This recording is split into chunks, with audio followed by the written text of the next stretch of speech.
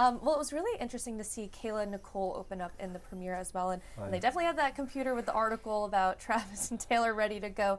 How will we see her evolve this season? Because she does seem pretty, for lack of better words, down bad at the moment. She's the best example I've said about coming out the mirror room and then realising I've got nothing else now other than to drive for it. You'll see, she is the classic example of that. Okay. She lets her vulnerabilities go.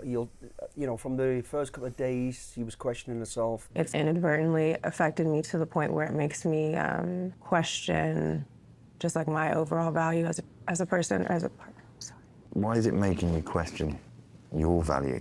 I think it's just the comparison, and it's just like on loop. I think I'm still trying to figure out how to deal with it.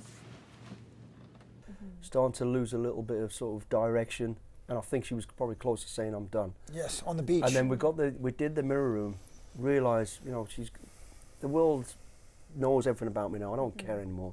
And my God, you'll see, she then smashes it.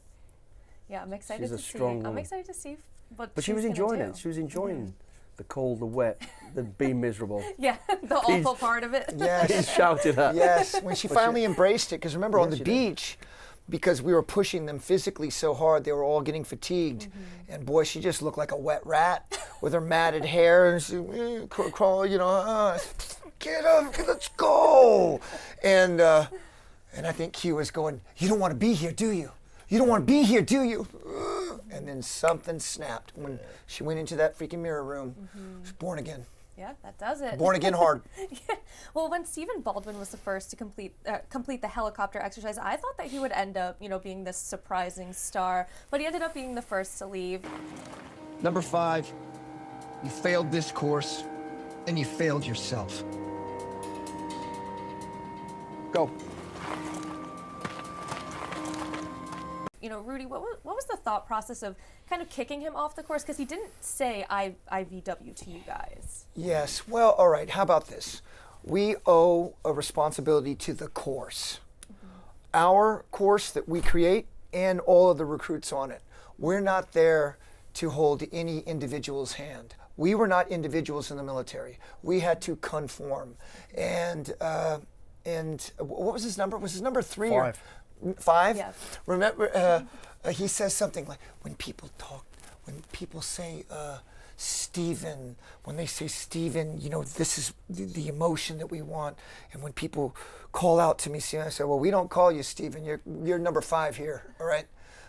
We had to let him go. We wanted more out of him, but we could see that he was just going to be taking too much time. I mean, the cold truth is this: no one wants to fail, and no one wants to admit, their vulnerabilities. Yeah. Except for in the mirror room, of course. But so he realised this saying. He probably had the expectation of let's stop, let's have a coffee, and he didn't. I don't think he realised it was going to be as real as it was. Yeah. Then he realised, I think he was thinking more of his image and what people think of him, and totally. So he, as I think one of the DS quietly highlighted, if it looks good and it's all James Bond, he'll do it. If it's uncomfortable, like running with a weight on your back and being wet, he ain't interested. I cannot get injured. I cannot get injured. Okay. What do I do? He's good. He wants to look good, and that's not what it's about. And I think he was realising he's going to fall. He got a great start, but he realised he was out of his depth. If I'm honest, and I think he was just looking for the excuse, and they all do. They all want that credible. Oh, it wasn't me. They took me off the course. We don't do that. Right. We'll take you off the course once your legs have dropped off, or your arms dropped off. Right.